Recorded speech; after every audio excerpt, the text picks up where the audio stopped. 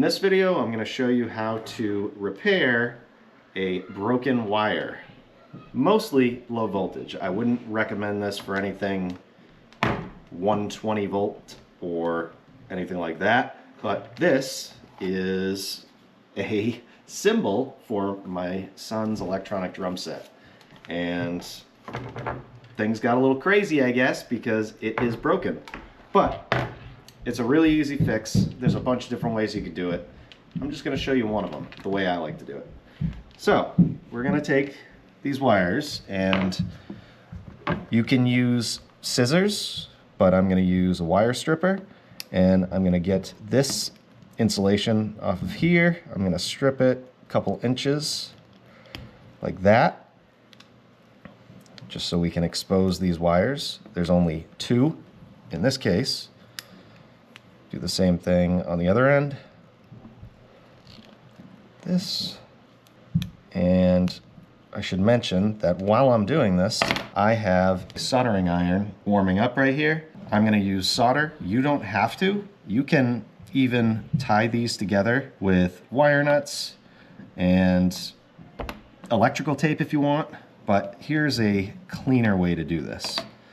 So I'm going to line these up like this, and I'm going to say I'm going to want some more copper on these, just on the white one for now. This is a pretty thin wire, so actually these wire strippers don't even go down that far.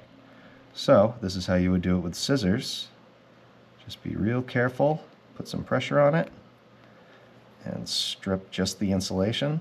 Try not to take any of the wires. And I want to stagger these. So now I'm going to cut this one back further. About right there. And now one of them is shorter, the white one on this side, and it's longer on this side. And the red is shorter on this side and longer on this side. So when you attach them, there will be less of a clump of wires here. And then before I connect these wires, I'm going to take a heat shrink tube like this, and I'm just going to get an idea of how long I want this to be. And I think right here will be fine. This is just going to make it cleaner. When I'm all done, feed these in here, just have it sitting there. And then I can connect the wires.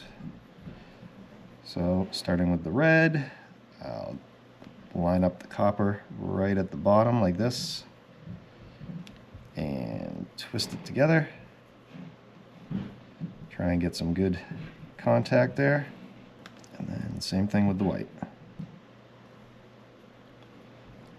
Okay, I'll fold it over like that. I think the red I could cut more. Just don't want these wires to touch. I'm going to expose more copper on this one.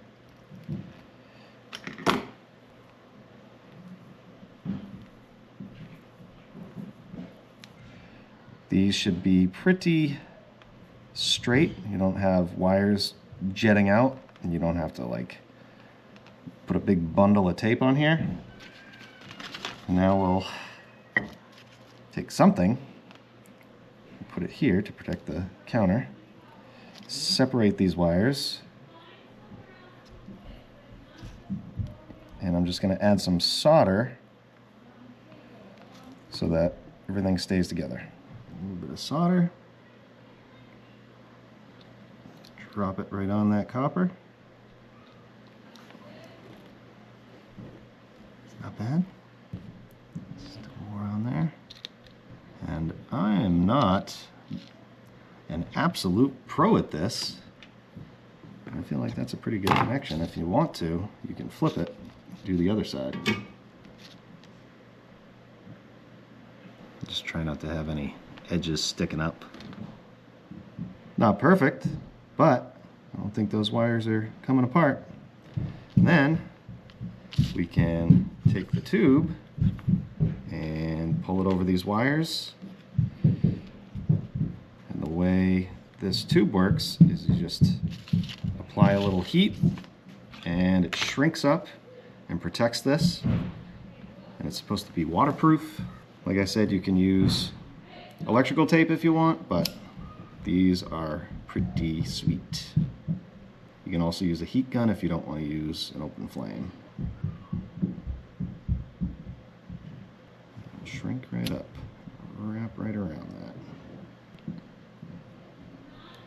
So, you can do it a bunch of different ways. This is just the way I like to do it.